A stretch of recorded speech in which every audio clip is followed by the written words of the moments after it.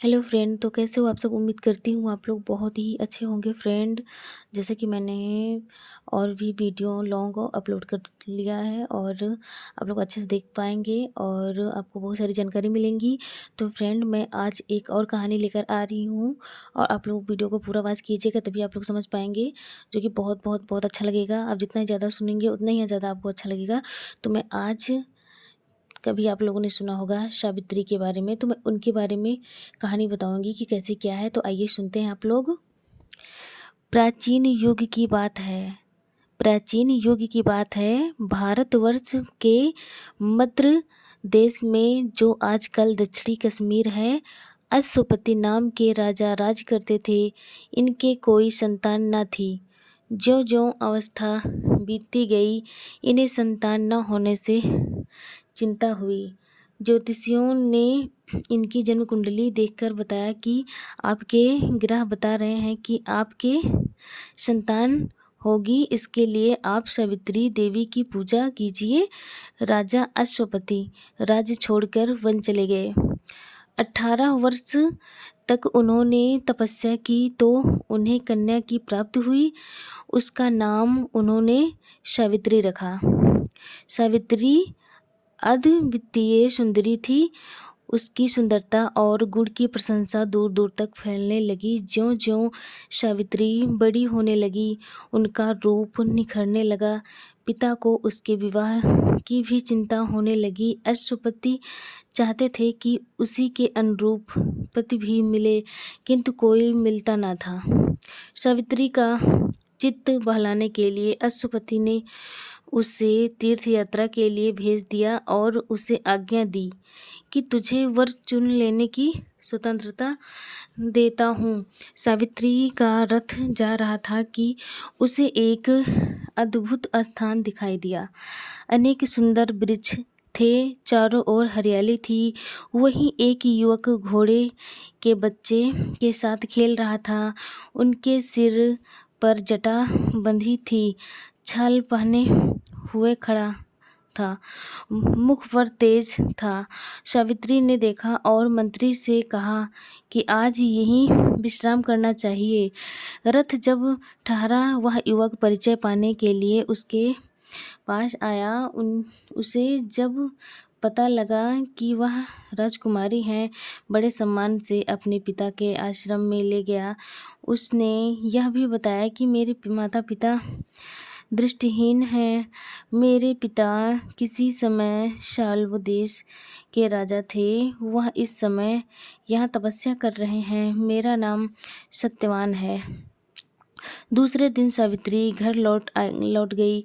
बड़ी लज्जा तथा शालीनता से उन्होंने सत्यवान से विवाह करने की अनुमति मांगी। अश्वपति इससे बहुत प्रसन्न हुए कि सावित्री को उसके अनुरूप वर मिल गया, किंतु बाद में पता चला कि सत्यवान की आयु बहुत कम है। वह 1 साल से अधिक जीवित नहीं रहेगा। इससे सावित्री के पिता को बहुत दुख हुआ। उन्होंने सावित्री को सब कुछ सही प्रकार समझाया कि ऐसा विवाह करना जन्म भर के लिए दुख मोल लेना है। सावित्री ने कहा, पिताजी, मुझे इस संबंध में आपसे कुछ कहते हुए संकोच का अनुभव हो रहा है। मैं विनम्रता के साथ यह निवेदन करना चाहती हूँ कि आपने मुझे वर चुनने की स्वतंत्रता दी थी। मैंने सत्यवान को चुन लिया। उससे हटना आदर्श से हटना होगा और युग युग के लिए अपने तथा अपने विचार के ऊपर कलंक लगाना होगा। अश्वपति निरंतर हो गए। उन्होंने विद्वानों को बुलाकर विचार किया। अंत में राजा अश्वपति सावित्री तथा और लोगों को साथ लेकर सत्यवान के पिता के आश्रम में विवाह करने के लिए पहुँचे। उन्होंने सत्यवान के पिता दयुमतसेन के सामने सावित्री के विवाह का प्रस्ताव रखा। दयुमतसेन ने पहले तो अस्वीकार कर दिया। वह बोले, महाराज, मैं दरिद्र हूँ, तपस्या कर रहा हूँ। यद्यपि किसी समय राजा था, किंतु अब तो कंगाल हूँ। राजकुमारी को किस प्रकार अपने यहाँ रख सकूँगा। अश्वपति ने स्थिति बताते हुए विवाह के लिए आग्रह किया। अंत में सत्यवान ने पिता मान गए और आश्रम वन में दोनों का विवाह हो गया। अश्वपति बहुत सा धन अलंकार आदि दे रहे थे। दैत्यमतसेन ने कुछ भी नहीं लिया। उन्होंने कहा, मुझे इनसे क्या काम। विवाह के पश्चात सावित्री वही आश्रम में रहने लगी। उन्होंने अपने सास ससुर तथा पति सत्यवान की सेवा में अपना मन लगा दिया। सत्यवान और सावित्री सदा लोक कल्याण तथा उपकार की बातें करते थे।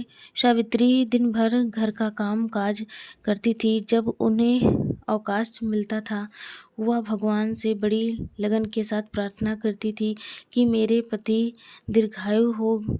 ज्यों-ज्यों समय निकट आता गया उनकी चिंता बढ़ती गई। जब सत्यवान के जीवन के 3 दिन शेष रह गए, सावित्री ने भोजन भी छोड़ दिया और दिन रात प्रार्थना करने लगी।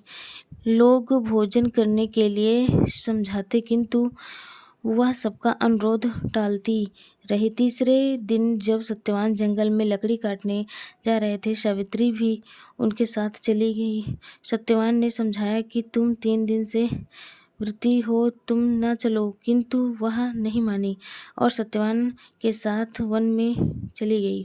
सत्यवान एक पेड़ पर लकड़ी काटने के लिए चढ़ गए। थोड़ी देर में उन्होंने बहुत सी लकड़ी काटकर गिरा दी। सावित्री ने कहा, अब लकड़ी बहुत है, उतर आइए। सत्यवान पेड़ से उतरे। उन्होंने कहा, मेरे सिर में चक्कर आ रहा है। सत्यवान धीरे धीरे बेहोश होने लगे और कुछ ही क्षण में उनके प्राण पखेरु उड़ गए।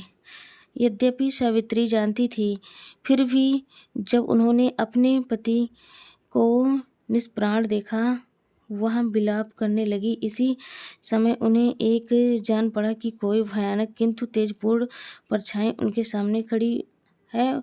उसे देखकर सावित्री भयभीत हो गई और न जाने कहाँ से उनमें बोलने का साहस आ गया। उन्होंने कहा, प्रभु आप कौन हैं? उस छाया ने कहा, मैं यमराज हूँ। मुझे लोग यमराज भी कहते हैं। मैं तुम्हारे पति के प्राण लेने के लिए आया हूँ। तुम्हारे पति की आयु पूरी हो गई है, मैं उनके प्राण लेकर जा रहा हूँ। इतना कहकर यमराज सत्यवान के प्राण लेकर चलने लगे। सत्यवान का शरीर धरती पर पड़ा था। सावित्री भी यमराज के पीछे पीछे चलने लगी। थोड़ी देर बाद यमराज ने मुड़कर पीछे देखा तो सावित्री भी चली आ रही थी। यमराज ने कहा, सावित्री तुम कहाँ चली आ रही हो? जिसकी आयु शेष है वह हमारे साथ नहीं आ सकता, लौट जाओ। इतना कहकर यमराज आगे बढ़ने लगा। कुछ देर बाद यमराज ने फिर मुड़कर देखा तो सावित्री चली आ रही है।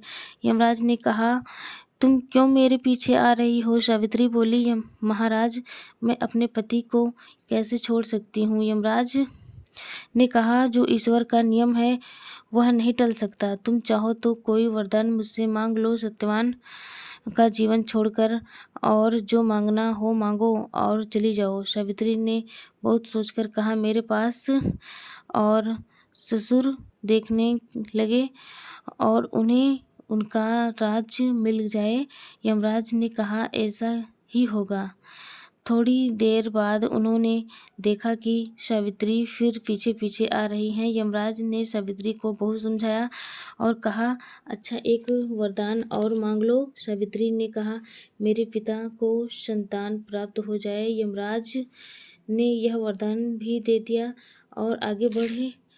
कुछ दूर जाने पर यह जानने के लिए कि सावित्री गई, उन्होंने पीछे गर्दन मोड़ी, देखा सावित्री चली आ रही हैं। उन्होंने कहा, सावित्री तुम क्यों चली आ रही हो? ऐसा कभी नहीं हुआ कि कोई व्यक्ति सशरीर मेरे साथ जा सके, इसलिए तुम लौट जाओ। सावित्री ने कहा, मैं इन्हें छोड़कर नहीं जा सकती, शरीर का त्याग कर सकती हूँ। यमराज चकराए कि यह कैसी स्त्री है, इतने दृढ़, कोई बात ही नहीं मानती, पता नहीं क्या करना चाहती है। उन्होंने कहा, अच्छा एक वरदान मुझसे और मांग लो और मेरा कहना मानो। भगवान की जो आज्ञा है उसके विरुद्ध लड़ना बेकार है। सावित्री ने कहा, यमराज, आप यदि वरदान ही देना चाहते हैं तो यह वरदान दीजिए कि मुझे संतान प्राप्त हो जाए। यमराज ने कहा, ऐसा ही होगा। यमराज आगे बढ़े, किंतु कुछ ही दूरी पर उन्हें ऐसा लगा कि वह लौटी नहीं। यमराज को क्रोध आ गया। उन्होंने कहा, तुम मेरा कहना नहीं मानती हो। सावित्री ने कहा, धर्मराज, आप मुझे संतान प्राप्ति का आशीर्वाद दे चुके हैं और मेरे पति को आपने साथ लिए जा रहे हैं, यह कैसे संभव है? यमराज को अब ध्यान आया। उन्होंने सत्यवान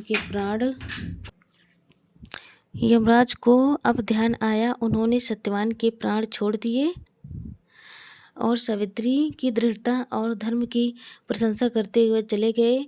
इधर सावित्री उस पेड़ के पास पहुंची जहाँ सत्यवान का शरीर पड़ा था। सावित्री ने अपनी दृढ़ता तथा तपस्या के बल पर असंभव बात संभव बना दी।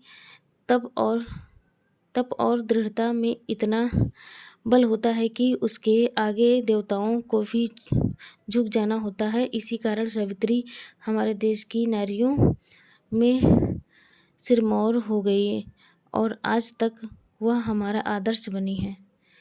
तो फ्रेंड, आप लोग वीडियो को पूरा वॉच कीजिएगा, तभी आप लोग कहानी समझ पाएंगे, जो कि बहुत बहुत बहुत प्यारी कहानी है। आप लोग पूरा पढ़ेंगे तब समझ में आ जाएगा और जितना ही ज़्यादा सुनते जाएंगे उतना ही ज़्यादा आपको अच्छा लगेगा। ठीक है फ्रेंड, आप लोग अपना ख्याल रखना। Bye bye.